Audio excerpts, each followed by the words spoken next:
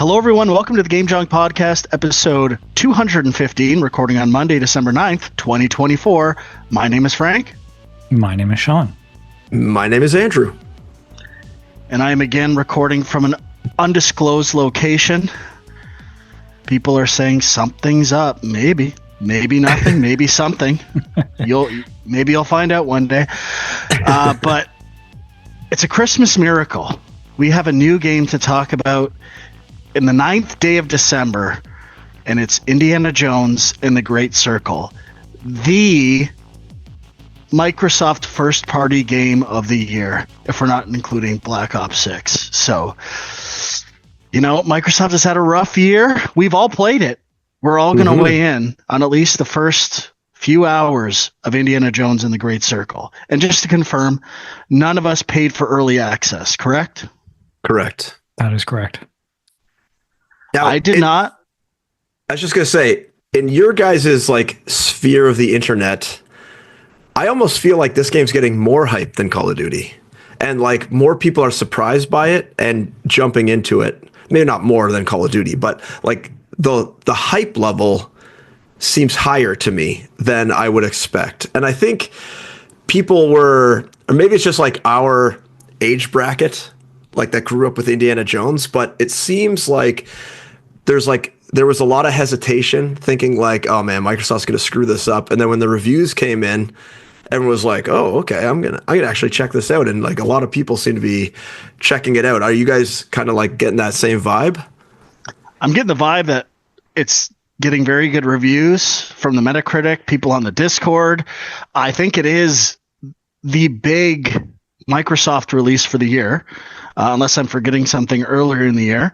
It is a little weird because I've been working on my top 10 list and playing a lot of Black Ops 6, and that doesn't feel like a Microsoft game to me because I'm playing it on PlayStation, but it certainly is. They own Activision. So, between this and Black Ops 6, maybe Microsoft will be more represented on my top 10 list than I thought it would be earlier in the year. Wow. Holy shit. Coming in hot. I mean, Indiana Jones isn't even eligible for a game award this year. Mm-hmm. Yeah, I don't know what's up with that. I don't know. Unless the game was in terrible shape, it seems weird that they didn't try to get it done to enter it for candidacy. On the other hand, it feels like it's getting a lot of attention being slightly outside of the major release October-November window, and everyone's trying it, and I think it's actually helping the game. So I don't know what. I'm sure Microsoft cares more about sales and Game Pass subscriptions than they do about Game Awards. And it probably wasn't going to win Game of the Year anyway. I doubt. Who knows? I haven't said whether I like it or not yet. I've officially not weighed in.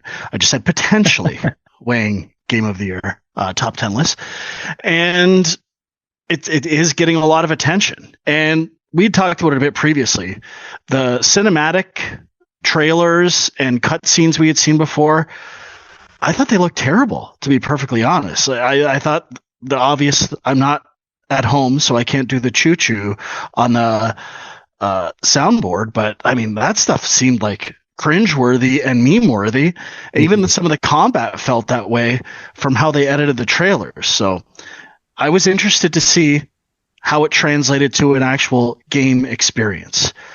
So we've all played it a bit. I think Sean and I are about the same. Huck, how much time have you put in? Only about 2 hours. I'm still in the, I guess, kind of the third area, in outside the Vatican area. Okay, we're kind of all in the similar spots then. I think Sean and I are a bit further exploring that area. But all right, so Huck, why don't you you want to start us off here? Started? Sure. I must say, I also was worried about the cutscenes and all that stuff, and especially Troy Baker voicing the character. But I've actually hate Troy Baker. I hate Troy Baker, and I'm actually pleasantly surprised. He's doing a pretty good job, and I only hear the Troy Baker coming through every once in a while. He actually does a pretty good Harrison Ford impression. That is not completely taking me out of the character. I am able to bend my belief to think this is still Indiana Jones.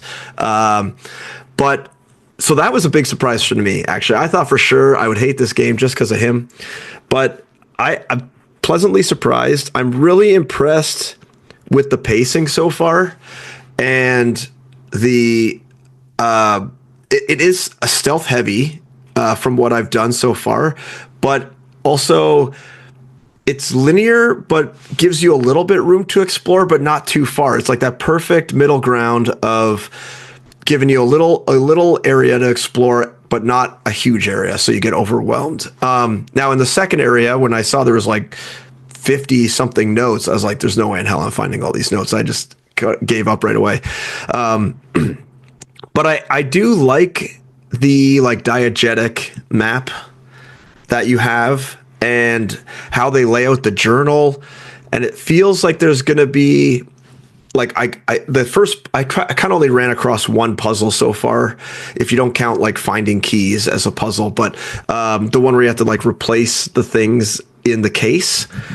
And I actually thought that was pretty cool, and I thought they gave the hints in a very subtle way, and they didn't pound you over the head with it. You put it in the wrong spot, it's like, no, I don't think it goes there. It's from this country or whatever. And I thought that was a really good and clever way to do that puzzle and still have it be engaging and like I was making progress. I think the combat's a little janky, especially like the hand-to-hand punching. The whip feels okay to like disarm people, and I don't mind using the like stealth sneak up with a weapon. I think that works well, but if you're just in like a brawl, it feels a little weird to me so far. I've only done like 2 or 3 brawls, I guess. But yeah, I guess that's kind of my first thoughts. But I'm liking the layout, I'm liking the level design. I think the cutscenes are well done so far. I thought they did a good job like introducing sort of like the story, and having that little opening scene was kind of great to relive that. Let's touch on that for a second. Was this in any of the previous trailers that they were going to recreate part of one of the original movies? Because I was not aware of this. I don't think so. I was not aware. I feel like maybe there was a clip of it somewhere in there, but I mean, I guess I definitely didn't know the extent of that. Yeah, I kind of don't want to spoil it, but I thought that was an amazing tutorial. Like taking something everyone is familiar with and teaching all the mechanics through that, I thought was like genius. And it establishes or reframes the Indiana Jones world through this lighting engine, and just translating the voice and all these things. It's such a brilliant opening to a game. I was thoroughly impressed and surprised by how the game started, and thought it was perfect. It's pretty ballsy too, because it's like, that's something people know very well. Fans know this very well. If you're not kind of hitting the mark you need to hit, people are going to right away be like, ugh. And like visually, it's pretty impressive. It feels like maybe that was like a first playable thing for them. Was like, let's try and hit this. And which from a production standpoint, that is brilliant. Like, can we recreate that section of the movie? And that's our like barometer for the mechanics. And does this work like as a vertical slice, and then to incorporate it into the game? Obviously, we don't know if that's what they actually did, but that would be a phenomenal marketing plan. And to have people play that demo behind closed doors or something like that, like that is, I will say a word I very seldom use. That is brilliant. I agree. But yeah, Sean, that's about it. What are you thinking? Yeah, I mean, I'm pretty much agreeing with most of what Huck's saying. I mean, I wanted to believe, and this was I think it was on my most anticipated list. So even though, I thought some stuff in the trailers I had questions about, but I was just excited about the possibilities of what this could be. And I mean, I would say it's not only is it stealth heavy, it is pretty cutscene heavy. There's a lot of cutscenes, and there's kind of, particularly even just that section we were talking about, the opening, at certain points, you're kind of like, am I watching or am I playing? You know, like there is that question, but I think because they do that so well, you know, a lot of people were questioning the first person thing. So everything you're doing is in first person for the most part, except for some climbing stuff. But because you're getting a lot of cutscenes, you're still with the character. You know, if you've got like an outfit on or something, you're in disguise, you know that. So I think there's a good balance there. I will say, I mean, you know, Huck, you mentioned pacing. Once you get to this Vatican area that we're all kind of in, it does feel a little bit slow to some degree. I guess it's, you know, you can control if you want to do some side quests or not. But, you know, like there's not as much action. It is very stealth, exploration based, which generally I like. But I'm just like, okay, I want to know. I'm assuming there's going to be some bigger action set pieces we just haven't got to yet. And that's kind of the one question mark I still have. But other than that, I'm really enjoying the game. You know, comparisons to like Dishonored and Hitman is what I had heard going in. I kind of see that. It's not like as stealth heavy. Like it's a little more forgiving than those games. I like, you can move bodies around. I guess that benefits you. I didn't move a single body. I was like, not interested. But yeah, I moved a couple, but couldn't tell if it made a difference at all. I like guards do discover bodies, and there is an alert level and stuff. I haven't really got the full sense of that system yet, but for the most part, it's not frustrating. And you know, compared to Star Wars Outlaws, which I know you're going to talk about a bit more as well, Huck, but like, it's a little more relaxed in that area of the game. So, but otherwise I'm really enjoying it. It hits the feel of Indiana Jones. You know, it's a thing you talk about a lot with movies, like remakes, Lego sequels, stuff like that. Can you just recreate the feel of this thing everyone loves? And you know, it's the same for video games. And it doesn't always happen, but I think they have really recreated the feel of Indiana Jones. Well, Sean kind of hit it for me when he said the game, especially once you get to the Vatican, the first like open area. I'd say this game is about exploration and discovery. And I would think that is one of the core pillars of the game, along with probably recreating, as Sean said, the feel of Indiana Jones. And what other game's core pillar is exploration and discovery? I'm looking at you, Sean. Metroid? Correct. And if this game reminds me of anything, especially once you get the camera, it is Metroid Prime. And once you get to the Vatican, it feels like a small planet in Metroid Prime, and unique areas within the planet, doors that you can't open that require certain keys they have to get via exploring. I mean, you're obviously not shooting stuff, but the layout and also how iconic certain areas are, like the Sistine Chapel and other elements, like every spot feels unique. However, my only complaint with the game from that regard is the map. I don't dislike the idea of the diegetic map, but there's a lot of elevation and individual rooms and staircases. Yeah, the elevation is tough. And I'm like, I see a spot on the map. My biggest tip would be, rather than looking at the map when you're not sure where to go, just look at the screen and look in the direction, and the circle will be an indicator on the screen whether it's elevated or not. So don't always look straight down at the map, and go to the quest portion of the journal.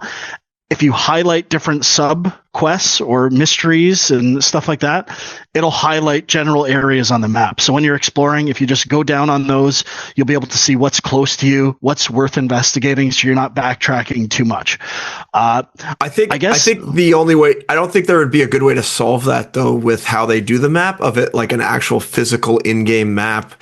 Unless it's going to be like multiple pages. Well, that's kind of ridiculous if you think of it like an in-world map you find.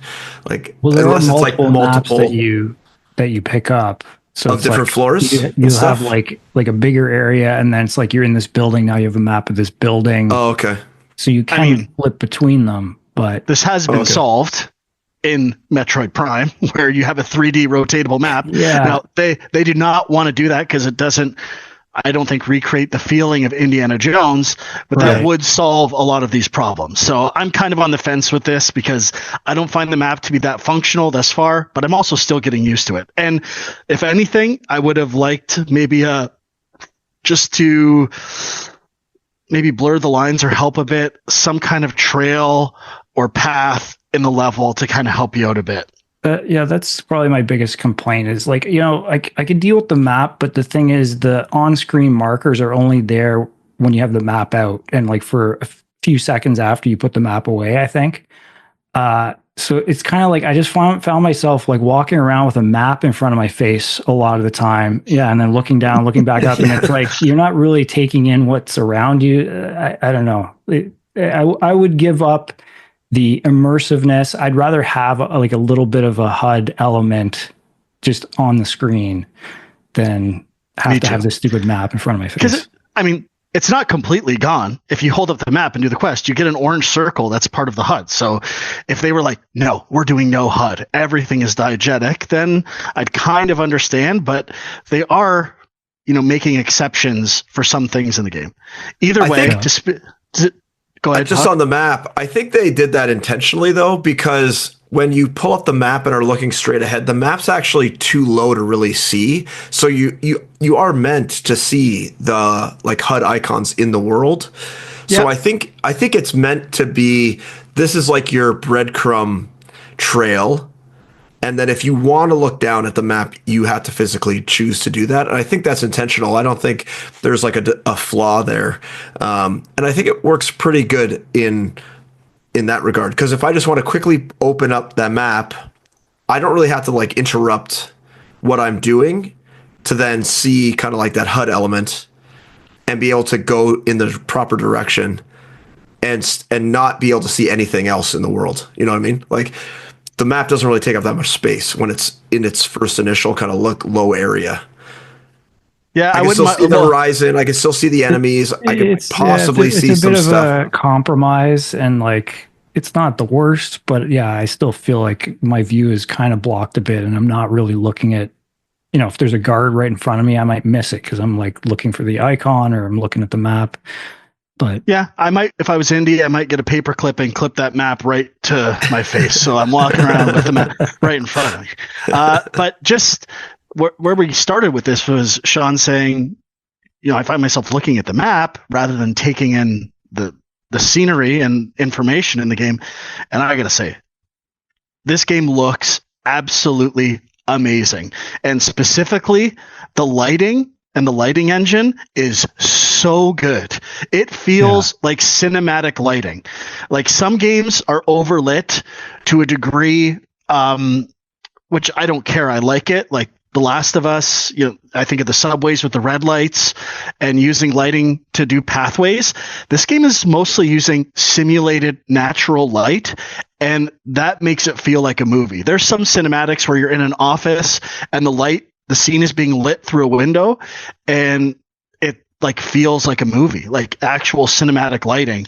And to a degree, I don't think I can remember in a recent video game. And using candles and natural light to light pathways and catacombs, they absolutely crush that. The only thing visually, my only criticism visually is, I think we talked about this when we saw the trailer before, the eyeballs seem a little off. Eyes are not they're really wide open and kind of strange behavior with the eyes. And for all the other things they've absolutely crushed aesthetically, they didn't seem to nail hair. Hair feels a little wispy and off, and I'm not feeling that luscious mane of Harrison Ford. I'm getting, even faces as well. Like, I think Indy's face is okay, but like in the first area, the two characters that are with you, they look a little off, and even some of the enemies, they just didn't have the budget, obviously, to like the memory budget to put that effort in. I think across all the characters. Indy and the cutscenes look so good. Can we get a future with 80-year-old Indy and take that shirt off, show us that bod or what? And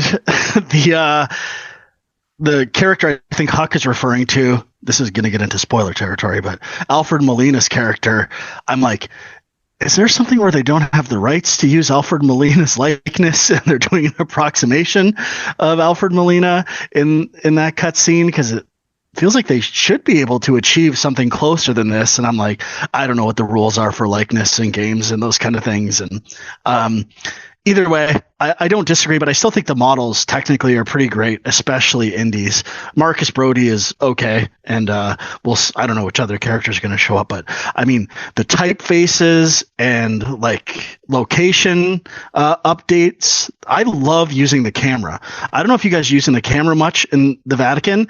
Every time you're in a location that has something you can take a photograph of, you get a little indicator in the HUD, and you can explore.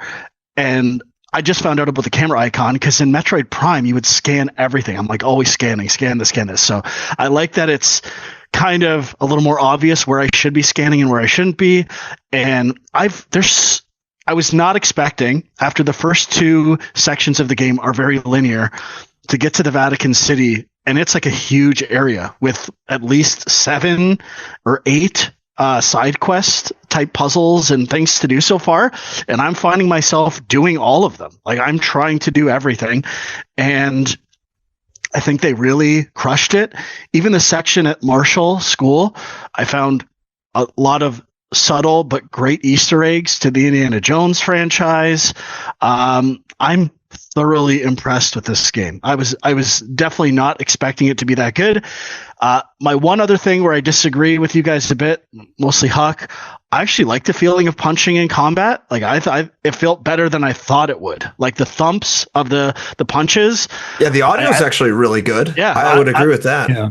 It feels pretty impactful, and I love the idea of like doing stealth kills with rakes and statues and like experimenting with all these different unique objects to do stealth kills with.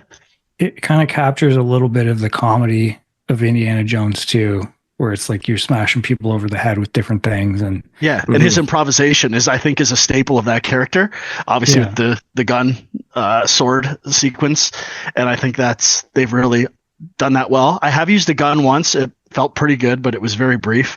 My only other major criticism relating to stealth, specifically in the Vatican, is I went to one area for a side quest and there was like 20 guys, and it was I just punched everyone and knocked them all out. Like there was no consequences to anything. Like how would I assume this is like a bunch of days in a row or something. How would people not be, well, why are there 20 people knocked out in this area? And like, why everyone wouldn't be on high alert? I don't care that much. It's a video game, but I kind of like it in some ways because I don't like sneaking around. I want to knock some guys out while I'm out there.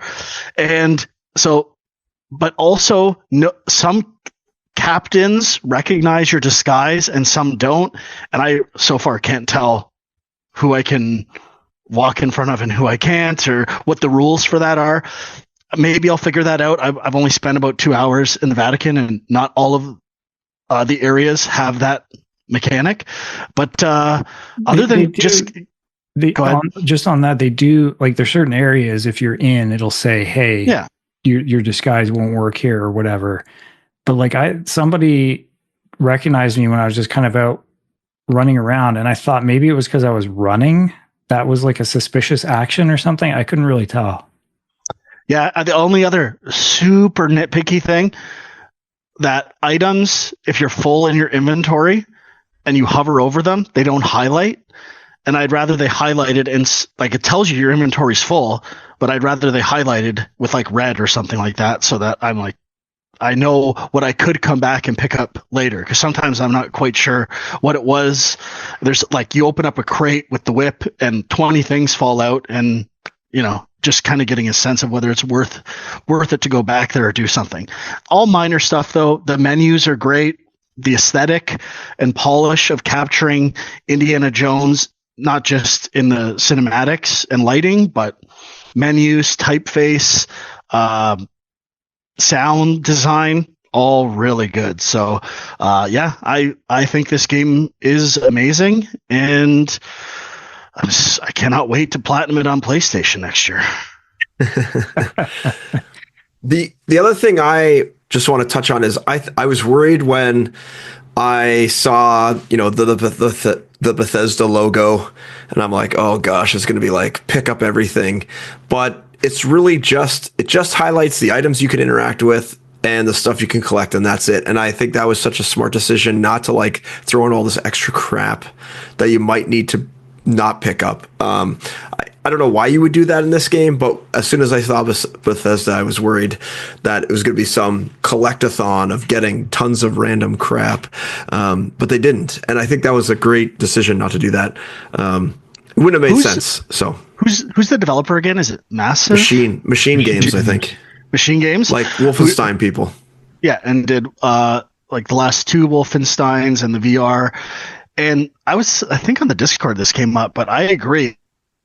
I played the first Wolfenstein game and I liked it, but I didn't think shooting felt all that great. It felt a little generic for like an acclaimed shooter, but I think it plays to the strength of this game. You know, it's more about the level design and the exploration, which I think they're better at. So I am super surprised and impressed with how they pulled almost everything off in the game. And I love getting explorer points, like of taking photographs and finding notes. I don't know why it's so satisfying, but it is. And then you get these books that you can get upgrades. So, and I feel very motivated to do this and improve my character. It's like sneakily one of the better open world games I've played in a while. And after the first two missions, I didn't even know if it was open world. And then it gets really open world in the Vatican. And I assume the next few areas are more like the Vatican with lots of optional stuff to do. So do you end up using those explorer points to upgrade your character? Yeah. Oh, yeah, okay. You can find books, and those books. Yeah, I found one book. Yeah, and you use the explorer points to buy the abilities in the books. Oh, okay. Yeah, I saw it, and I think it was like improved punching or something like that. I just assumed I got it because I found the book, but maybe I did not. Yeah. So I'll have to go back and look at that a little. So what platforms are you guys playing on? Series X or PC? Series X. Series X, yeah. Okay. I also played on Series X, but I installed it on my PC as well. I want to see if it plays any differently with mouse and keyboard and just graphically how it handles on the computer. So I'm interested. I'm not going to lie. When I finally fired this game up at 7:00 last night, I regretted not buying early access for PC and playing on Steam. I was like, I wish I would have played this game all weekend long. And I would guess, I'm pretty sure that this will be on my top 10 list at the end of the year. Not sure where, but compared to other stuff I've played this year, I feel really compelled to finish this game. Yeah, this is where I'm glad it's coming out this time of year because, you know, once I'm on holidays, I'm going to have some time to dive into this. So looking forward to that. And there's a lot of side content. Like it's like 20 hours plus of side content stuff. Yeah. You said you looked up how long it was, right? I can't remember if it 16 hours ish to do just the story if you burn through it. And I think completionist was 35 hours or 40. And after playing the Vatican, that makes sense to me. That feels like I can definitely see that. The right numbers. I see a path where I could have done this really quickly, but I find myself wanting to explore, and that's what a great Metroid game evokes as well. So I think they've absolutely nailed it. Yeah. Gang Green with the win. Very pleasantly surprised. I agree. I mean, I was also unsure, but I don't know. I don't know what this means moving forward, but it seems to be doing very well. There are some other weird things. Just one that I'm reminded of. You go to talk to the priest that you're meeting in Vatican City, and you go to his office, and then you have to find a secret passageway. And as soon as you find it, he's right behind you. Like you left him did you have that happen, Sean? I'm like, what the fuck just happened here? For a game that's so careful about doing this stuff, that was like, what? How did he just pop up behind me? There's lots of weird, I mean, obviously the guard AI and stuff, like, you know, you sneak up behind somebody. Like I had it where like I punch somebody out and like, you know, as they're like falling, they're like, oh, I think I hear something. Just stuff I like don't that. But I don't care about that stuff. I think like sometimes with stealth games, less is more for AI, and it can be more fun. So we'll see how it goes, though. I'm still pretty early, but yeah, I'm going to keep playing this game 100%. yeah, I haven't. You mentioned using the gun. I haven't even fired it because I'm like everything's stealth. I feel like I'm just going to bring guards onto Did me. you But do you have a gun on you? I don't have my own gun yet. I just have. Yeah, you do. You should. If you press like right revolvers. on the D-pad, the revolver is there as an option. But you might have to Oh, find ammo for it. It wasn't available to me until I had ammo. oh, I did find revolver ammo. I guess I didn't even know. I just got a gun off a guard and used theirs. And Oh, okay. But oh, yeah, that was last thing. Sorry, go ahead, Sean.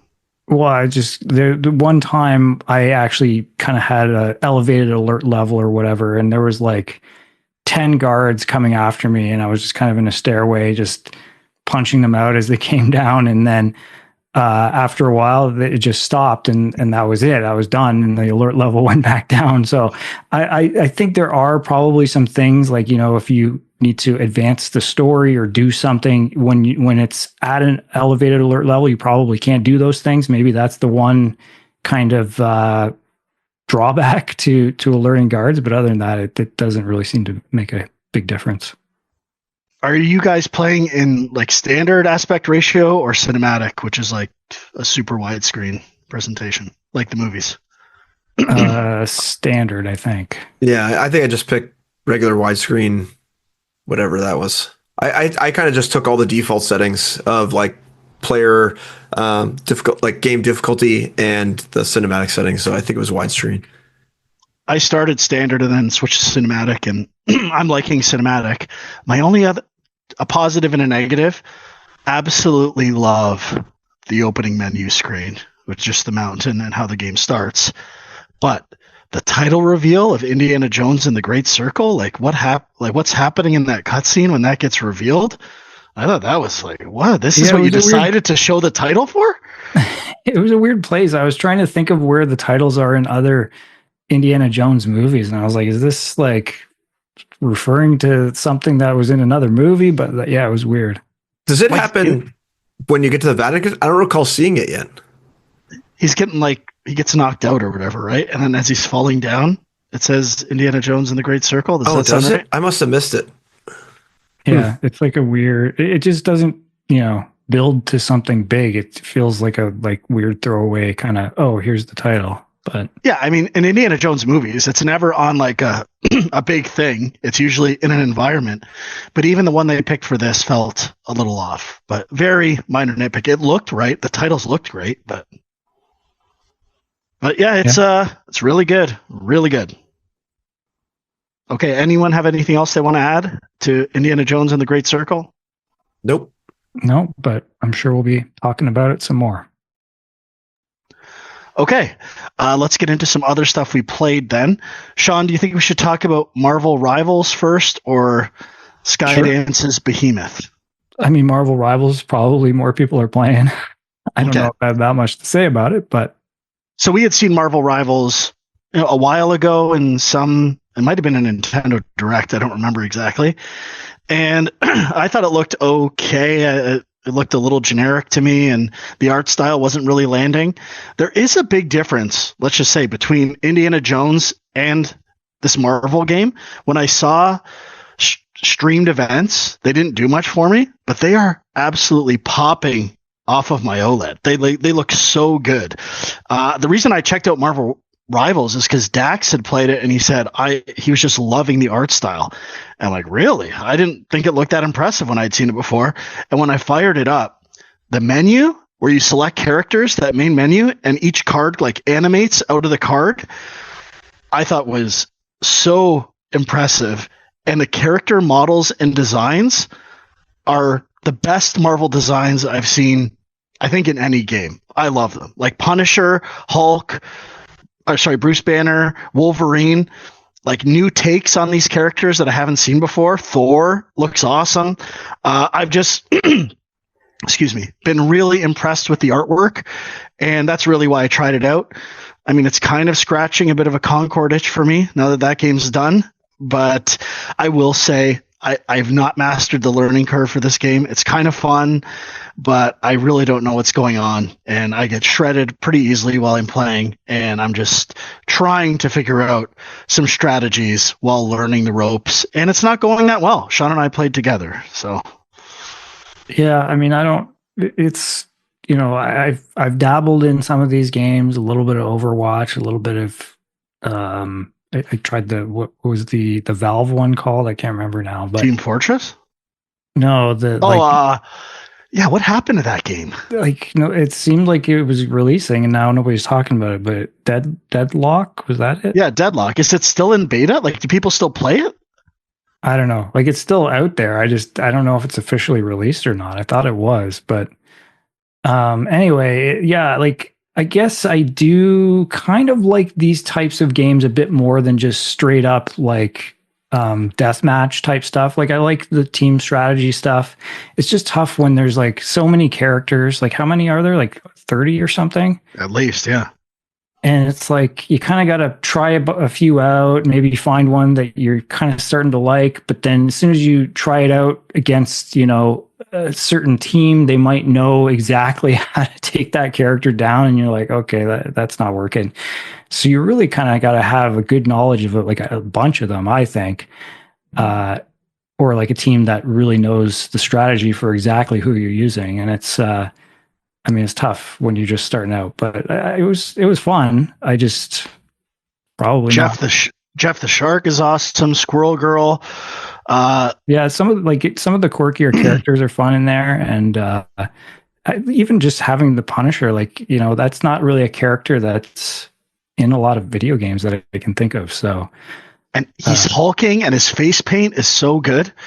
It's just like this subtle skull mask over his face. I don't know. I'm not into comic books, so these might be like obvious designs referencing things that I don't know about, but I'll return to it just a few more times to see if I like it, but the art style is the draw for me, and it's pretty good. So haven't played it a ton, but it caught me off guard as well as being pretty playable and pretty fun and polished, especially art-wise. Yeah, I guess it'll be interesting to see how it does. Like, if this is a game that, because, obviously with Concord, what happened there, like, it's a tough genre to crack if you don't have, Marvel. Well, that's what they have, Marvel, but it's not like a studio or a developer that's necessarily established, I guess, or maybe they are. I don't even know who developed it, but playing this did make me miss and long for Concord again so bad. It really reminded me of how much I loved Concord and want it back in my life. Well, maybe they'll have a team up, some sort of crossover, Marvel Rivals and Concord. The day Concord's back, I drop everything else. They should have a Guardians of the Galaxy meets Concord DLC or something. Absolutely not. Concord is its own thing. If you ever come back, Concord, I'm never playing with anyone else again. It's just you and only you for the rest of my life. All right, that's it for Marvel Rivals for me. Yep. Huck, what'd you play? I dove more into Star Wars Outlaws. I'm probably about 5 or 6 hours in now, and this game is kind of weird to me. Like, I'm enjoying it, but not that much, and it feels like I'm just kind of going through the motions. Like, I enjoy seeing the, some of the areas, especially like with the Imperial stormtroopers that they've created, and exploring some of the areas, but I get lost in the main hub city all the time, and the map sucks. Like, I can't tell what is upper floor and what's lower floor, and I'm struggling to just kind of find my way around to the different guys. I started just fast traveling everywhere because I don't want to explore this area at all. And yeah, the map's just really cumbersome, I find, especially in a city. The overworld map's not too bad, but it also seems like a lot of the quests so far are go to point A, basically do nothing at point A except talk to someone who says, no, you got to go to point B. Then go to point B, talk to someone that says, no, you got to go to point C. And I'm like, this is not fun. Like, usually you have to do something when you get to that first place. Maybe those are just like one-off side quests or something, but I found like multiple of those where I'm not having fun doing those, and the distances are pretty far. So it seems like a waste of time to do those things sometimes. And also I found like my controller was almost constantly rumbling. I don't know if you guys remember this happening, but I had to actually like disable the rumble support because it just was happening all the time, and it was just driving me nuts. So I don't know how I feel about this game. I kind of like, I don't mind the shooting and stuff now after playing it a little bit more. I know last time I was a little inexperienced with the shooting, but I think the shooting works okay. I still don't really know how to use the grenades that well. It's like kind of cumbersome to pull them up. It's not just like on a button. You have to kind of like select them and then use them. And I do like that there are like multiple ways to kind of explore an area. I know I had pulled up kind of like a walkthrough to just kind of like track my progress, and there was one mission where I had gone a completely different way and beat the area in like 5 minutes. And that guy like explored this huge area that I didn't even know existed because I never explored at all. I must have like gone in some back door and snuck in some roof or something, and then the thing I needed was just right in front of me. So, I think I appreciate the scope of the game so far, and I like the space flight and the space combat works pretty good. But it's not like hooking me in a way like Indiana Jones did. So I don't know if I'm going to go back to it. I don't think it's going to crack my top 10. I don't know if you guys had a similar experience, but it's kind of a bizarre game. It's like it's just missing a little something.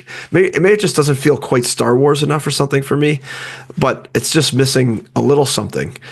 And you'd think with like the Ubisoft checkbox game, they would have it. I also had a lot of bugs with like certain like pop-up missions that would appear where like I would die in them.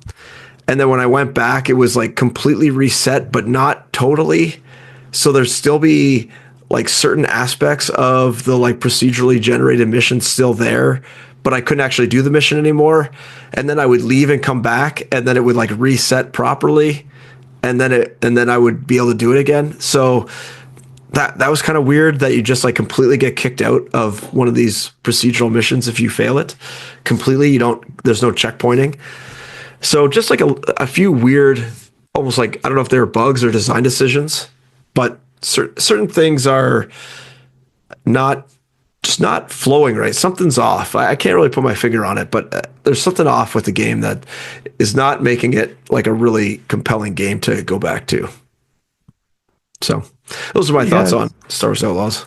Yeah, I don't know. Like, I mean, that was kind of how I felt. And then I did hit a point where I got hooked, but I can't really remember what it was. Like, I feel like if you do the main quest and kind of focus on that, the story starts to pull you in, and those quests do get more interesting. I did do a ton of side stuff. I mostly just did things that would get me new skills or abilities.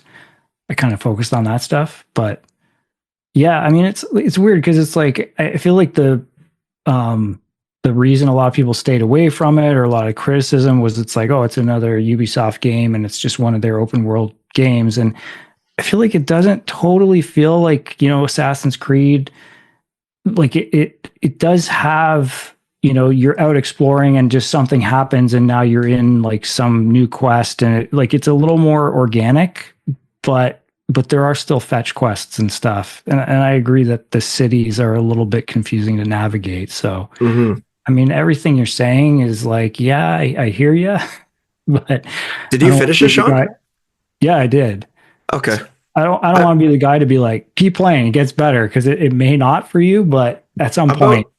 Looking at kind of like my walkthrough that I'm following, I'm about a quarter of the way through the game right now, story wise, and I am trying to focus mostly on the main story parts.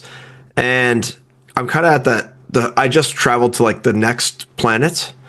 So Okay. I'm just kind of exploring that first city. And yeah, I'm kind of finding the same thing. Like I find the shops a little I don't know, there's like a lot of things, a lot of items to craft with. So I'm not totally sure what everything is needed for, and if there's like cross dependencies, or if like the speeder stuff is just for speeders and the ship stuff is just for ships.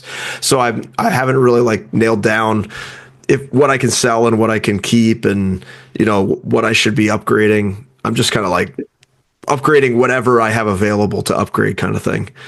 So It does say in the menu things that you can sell that are not needed for quest stuff. Or yeah, and I have been selling those. I have been selling those for sure. And I like the ability to like buy like intel and like missions at shops. I think that's kind of like a cool little thing that rewards exploration. And I actually didn't mind the like card game that's in the game. I thought that was pretty fun. I was able to win pretty easily first like 3 or 4 games I played. So, that's like a nice feature. But yeah, I don't know. I don't know. It's like I gotta take it back to the library sometime in the next like 7 to 10 days, and I'm kind of like, do I just focus on Indiana Jones and like, or leave it? Yeah, I would say if you haven't gone to Tatooine yet, I have not. Maybe do that first, just because that gives you a lot more of like the classic Star Wars feel, and there's some familiar stuff there. So maybe at least give that a shot. But from what I've played and when everyone else talks about this game, I've never felt a number so much in my life, and that number is 7.5. This game is a 7.5 out of 10, and it reeks of that number. That's my vibe right now. Yeah, I don't really disagree. Sean, should we talk about Skydance's Behemoth probably briefly? Sure. Okay, you go ahead. Yeah, so this is a new VR game. I was looking forward to it. There haven't been a ton of big budget VR games this year. This month, Alien coming up next week.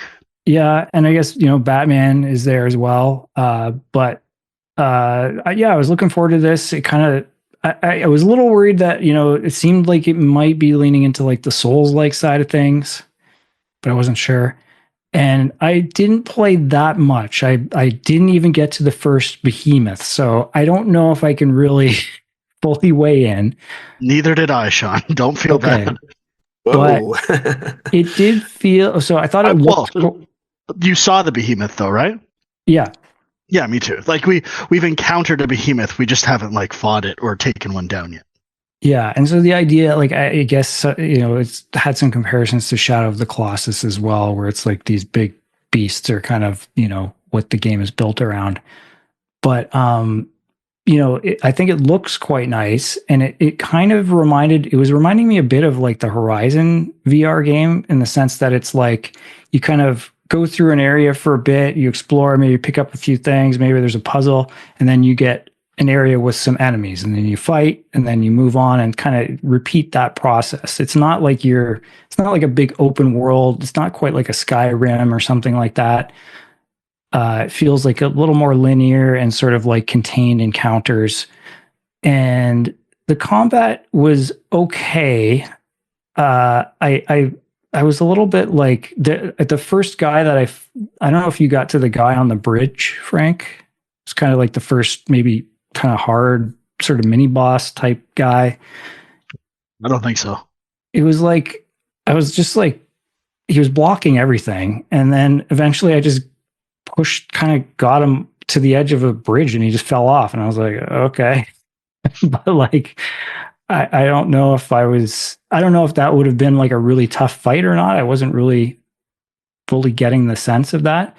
But like for me, nothing has really topped Asgard's Wrath 2. I think that's the best kind of combat I've felt in a VR game, where it's like not super glitchy. It really feels like your swings are very deliberate and precise, and you kind of can move in and out and dodge. And I don't know, that to me was the best. And it's not quite at that level, but it's not bad. And there is a grappling hook that you get, which I did like some of the stuff with that, but I just got the grappling hook, and I kind of liked it. My issue was I played for half an hour, and I was getting the huck sickness. I was, my stomach was turning. I was getting, this is the real sign. I start beating up, sweating on my head. Yeah. I'm like, oh God, this is not good. I got to put this down. Did you go and have a drink of rye just to make sure No. like you were centered properly? I am rye free, so maybe it was the VR huck. Maybe it was. Oh, maybe. I don't think so. But then I went back to it later for another half an hour, and as soon as I started doing the grappling hook stuff, it hit again. I'm like, okay, time for a break. So I got to get my sea legs back with VR. I don't know if it's going to happen, but I thought the first Behemoth design was awesome, and I thought it was really cool. I liked the combat when I threw the dagger. Yeah, that was cool. That was pretty fun. And I really like how the one button flips the orientation for the weapons. So like a standard versus like a downward stabbing motion where you just want to kill things and stab them.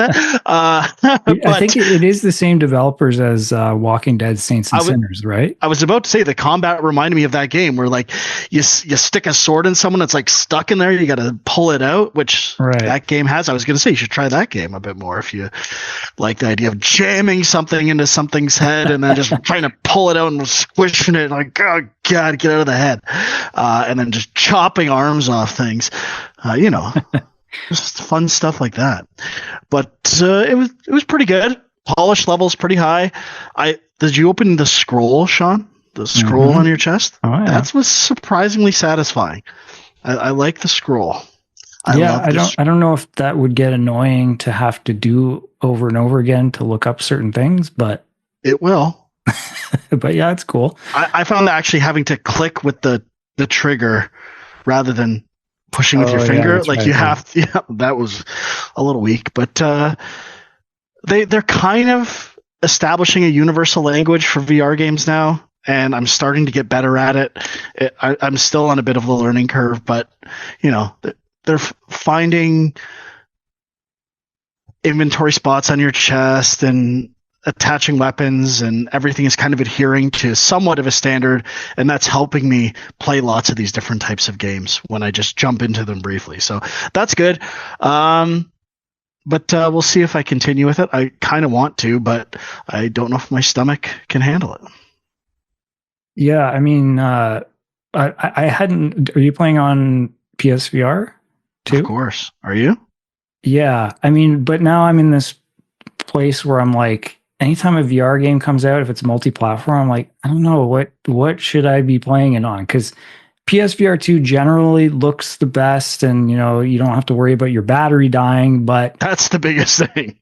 But it does. I still have issues with like finding the sweet spot. Like it gets blurry sometimes if the helmet just moves a little bit. I don't love that. But and then now you can potentially use that with Steam. Like, is that the better way to play if you have a decent PC? I don't know. Well, my answer, Sean, would be always buy first on PSVR, and then it'll eventually be on sale or cheaper on Oculus, and then you'll get like a 30% discount code at some point, and you'll always be able to get Oculus games for cheap at some point. And That's then they did really the Oculus discounts recently, which they did. Yeah. Well, if you really want it later on PC, wait for a Humble Bundle or cheap CD keys or something like that. So that's why I always buy on PSVR first, because it's way less likely it'll go on sale, especially for Premier VR content, which is very unlikely to end up on PlayStation Plus Premium. Yeah, that's a good point. But I mean, especially when you need to play it multiple places on every hardware, and just because. I mean, that's the key. You have to buy every VR game on 3 different platforms and never play any of them. That is the only way to game VR properly. It is the only way. I think I own all of them. I was thinking about this today. I've started Moss on VR, no word of a lie, 8 times. 8 times and never gotten past like the third chapter. And it's not that I dislike it. I'm always like, oh, I better start over. It was kind of fun. And I've done the intro to that game 8 times. Crazy. Cuckoo bananas.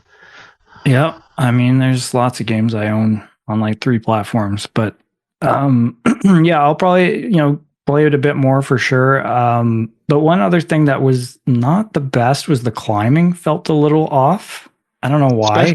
Especially the bar climbing. I was like getting pulled up, and you know what I'm talking about when you have to do like the monkey bars. Yeah. And I had to dash off it. I'm like, this is pretty jank, man. A little jank, yeah. But yeah, it's it's pretty good. Just has a few minor issues, I would say. Yeah, I agree. Huck, what else you got? Nothing really. I am on chapter 5 of Rise of the Golden Idol. Just working my way through that. That's about it. So nothing else. Okay. Sean, anything else for you? Well, I'm still going through UFO 50. I beat 3 more games. Oh my goodness. You're going to bring this up every week, Sean? Like, I got to highlight the games because they're pretty cool. I'll just mention I played Warp Tank, which is kind of like a VVV type game where it's like you're a tank going up and down walls, but you can kind of shift gravity back and forth. And that's probably my favorite of the ones I've played so far. It's like maybe a 3 or 4 hour game. Played Mooncat. This one is a very weird, like you press on the D-pad or the analog stick to move left. You press on any face button to move right, and you press both of them to jump. Like the controls are completely bizarre, but it's not that hard of it's just a platformer, and it's kind of like you're fighting against these controls, but once you kind of get the hang of it, it's kind of addictive, and there's some fair checkpoints, I guess. So I beat that, and then there's a game called Camouflage, which is a puzzle game. You're a chameleon. Frank, I know you love chameleons.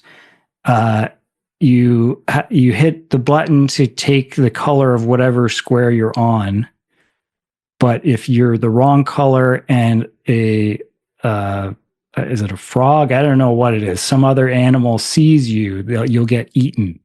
So you gotta like navigate your way around the level by picking the right colors in the right spot. And it's a simple concept that is actually pretty challenging, I thought, but better not be a frog. A frog is a natural predator to a chameleon? Like where? I mean, they seem like bullfrogs or something, but I don't know. Okay. Maybe there is somewhere I'm not aware of. Okay. The only other thing I played besides still Helldivers and Call of Duty multiplayer, which is taking over my life, I'm just going to mention I finally got into Black Ops 6 zombie mode, and I've been digging in deep. I need another set of daily challenges to do, and I'm really enjoying it. And it's so complicated. They finally have a directed mode to teach you how to navigate these maps. I don't know how anyone figures out any of this stuff without using the internet. It's crazy. But I do like it a lot, and it's a lot of fun. And Black Ops 6 will be on my top 10 list. I can almost guarantee that at this point. Mm. The multiplayer is my favorite multiplayer since World War II, which is probably 7 years old at this point. I've put in at least 120 hours so far, something like that. It's consuming my life. I'm a COD bros. Wow. Yeah, what the heck? Look out. I played a little bit of zombies with you, and I was kind of shocked that it wasn't just like a horde mode. That's all. It's been like that forever. They've added layers and puzzles and all this weird stuff, but it's always been a little more than a horde mode. Yeah, well, I guess it does feel like it's been through a lot of iterations because, I had no idea most of what was going on, but it was. I was shocked. Sean said I was shocked. I thought for sure you'd say I was shit because you died so many times. Well, I mean that's a given, but at least that's more fun than just playing multiplayer and dying every second. Like Sea of Thieves and having you guys sink the boat and getting slaughtered by Captain Briggsy or whatever the fuck their name was. I'm ready to go back to Sea of Thieves. I'm in. Dude, I'm a multiplayer gamer now. I live for multiplayer games. Let's rock. I've done a daily challenge in Red Dead Online for 46 days in a row. That's commitment. That is commitment. Pretty impressive. Hey, Rita's Rewind is out in an hour and a half, so I can't play it. I don't have access to video games at this undisclosed location. All right. Let's do it up, though. Tomorrow. I can play. Is it online multiplayer, that game? Sean says yes. Oh. It's on sale till midnight on a pre-order on PlayStation Plus. Yeah, pick it up, Huck. Uh-oh. Might have to. I think we're done. Everyone said what they need to say. Mm-hmm. All right. Next week, Sean, I think you said the Game Awards are being announced. Are we juicing the Game Awards for... Well, it's going to be the Game Awards. So there's going to be trailers and announcements to discuss. When is... I forgot that's the best part of the Game Awards. It's an event. There's also a Day of the Devs happening on the Wednesday. So that could be interesting too. News to discuss? We'll see. We got some stuff. You can check us out visually at youtube.com/GameJunk. Discord links are there as well. What's the story, Sean? Are you just Blue Sky now, or are you Twitter still?